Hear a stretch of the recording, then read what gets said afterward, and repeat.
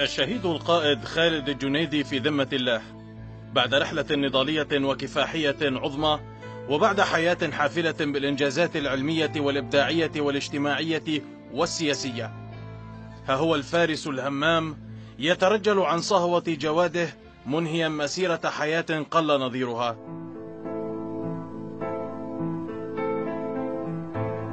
مئات الآلاف من أبناء الجنوب العربي يصطفون على صعيد واحد للصلاة والدعاء على شهيد واحد، شهيد ترك في هؤلاء مثالا للتضحية والفداء والشهادة. يسجى جسد الشهيد القائد أمام مئات آلاف المصلين يدعون له ويترحمون عليه ويشكرونه لما قدمه لهذا الشعب.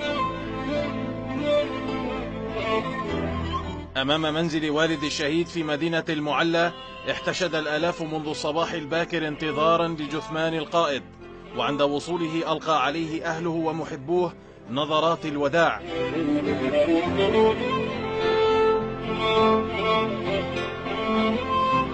حمل نعش الشهيد وسط هتاف الآلاف من الذين ساروا وراء الجنازة مشيا على الأقدام إلى مدينة خور مكسر، وبالتحديد إلى ساحتها، ساحة الاعتصام الجنوبي المفتوح، حيث سطر للشهيد هنا مآثر المجد والنضال. هنا في قلب الساحة آلاف آخرون انتظروا القائد ليصلوا على روحه الأبية، ليلتحم القادمون والقاعدون، وبينهم جثمان القائد يعتلي الأكتاف بشموخ.